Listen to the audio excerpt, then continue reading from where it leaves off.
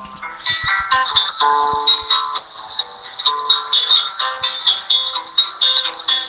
allons tous joyeux au pays de la vie, au pays du bonheur, au royaume d'amour. Vous qui marchez encore sans Dieu dans la folie, oh dites-vous, il va venir ce jour. Voulez-vous y venir ce jour?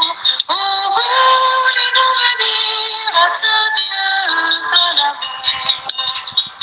Tu te souviendras que tu as été esclave au pays d'Égypte, et que l'Éternel ton Dieu t'en a fait sortir à main forte et à bras étendus. C'est pourquoi l'Éternel ton Dieu t'a ordonné d'observer le jour du repos. Amen. Gloire à Dieu. Nous trouvons ces paroles dans le livre du Deutéronome au chapitre 5, le verset 15. Bonjour, bonjour mes amis de la méditation quotidienne. Comment allez-vous en ce 6e jour de la semaine, jour de préparation du Saint Sabbat de l'Éternel? J'espère que vous allez bien et que vous êtes prêts à découvrir notre récit historique de la semaine, avant de se retrouver très bientôt par la grâce de Dieu pour de nouvelles méditations. Le sabbat devrait être pour toute la famille un jour de consécration. Amen. Le commandement englobe tout ce qui est dans nos portes. Tous ceux qui font partie de la maison doivent cesser leur occupation servile et employer les heures sacrées à des exercices de piété. Que tous s'unissent pour honorer le Seigneur en le servant joyeusement en son saint jour. Amen. Gloire à Dieu. Prions le Seigneur. Tendre Père des cieux, nous te disons merci pour ton amour, pour ta miséricorde envers nous, pour le sacrifice de Jésus-Christ, notre Seigneur et Sauveur. Qu'il est bon d'être à tes pieds en ce matin pour te rechercher, toi le seul vrai Dieu. Ô Père, merci pour le souffle de vie que tu nous accordes. Merci de nous avoir fait grâce en ce matin. Nous te demandons pardon pour nos fautes commises envers toi. Dans ton amour, puisses-tu nous laver, nous purifier dans le sang de l'agneau et nous aider chaque jour à refléter le caractère de Jésus-Christ. Et pas seulement que le caractère, mais aide-nous à avoir les sentiments qu'avait Jésus-Christ, ô Père.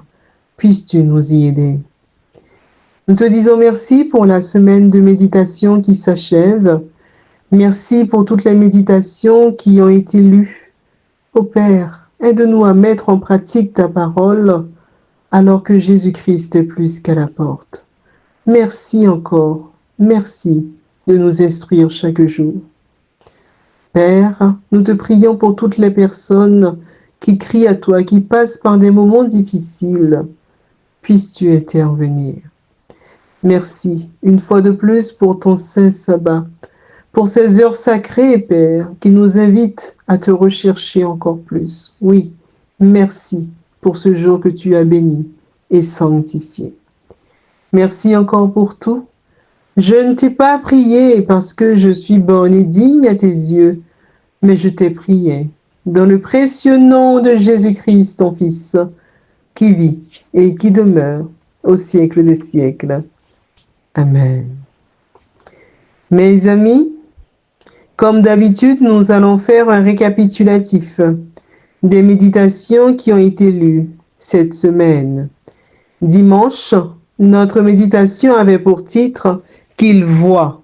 Notre verset à mémoriser se trouvait dans le livre des Psaumes au chapitre 86, le verset 17, qui nous dit ceci.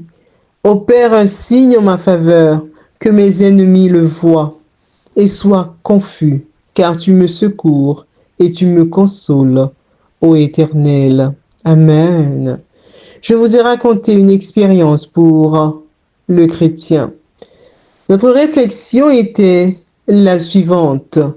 Nos journées nous réservent des défis. Saisissons la promesse divine.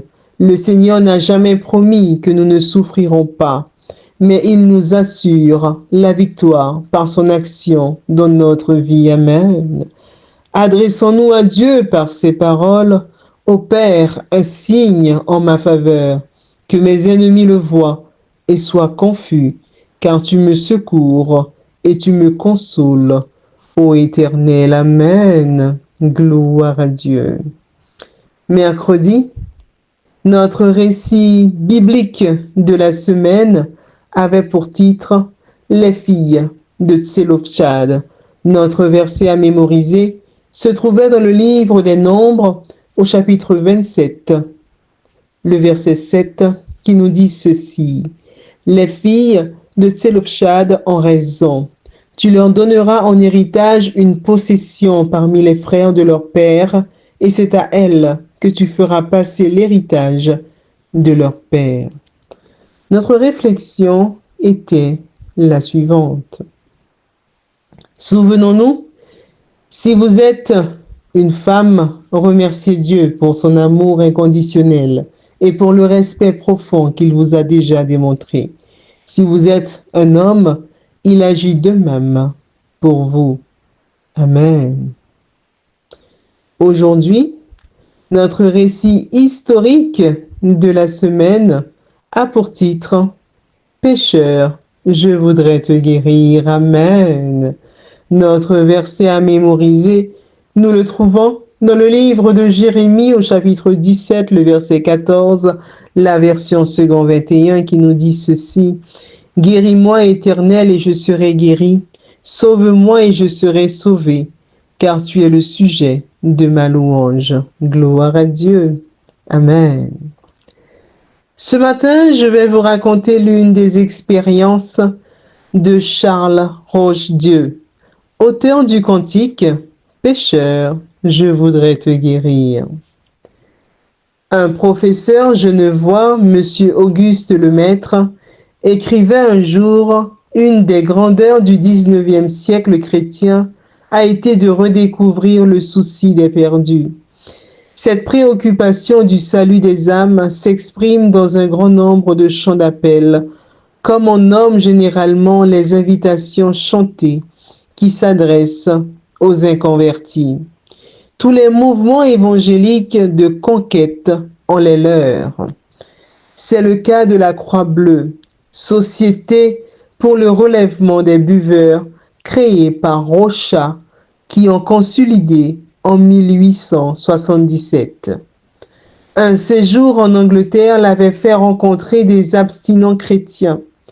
Rocha disait que la victoire de la boisson ne sera affranchie qu'en s'abstenant absolument d'alcool, qu'il en prenne l'engagement et compte sur Dieu pour les délivrer.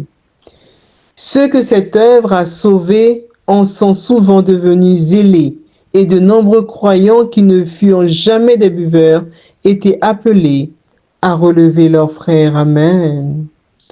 L'un d'eux était un pasteur nommé Charles Roche-Dieu de Genève. Il est né en 1857 et meurt en 1928. Il est connu pour ses publications sur la Bible. On trouve dans les nombreux cantiques de sa composition l'inspiration de cet évangile vivant et pratique qui fut celui des hommes de réveil et d'action à chaque époque. Dans une lettre à un ami, Charles Roche-Dieu racontait comment il fut conduit à composer quelques-uns de ses chants. Aucun, dit-il, n'a jamais une histoire très particulière, que la plupart correspondent à une expérience personnelle. C'est le cas du numéro 249 que nous trouvons dans le recueil Hymnes et louanges. Écoutons, mes amis, la première strophe de ce merveilleux cantique. Pécheur, je voudrais te guérir. J'ai vu tes larmes, ta souffrance.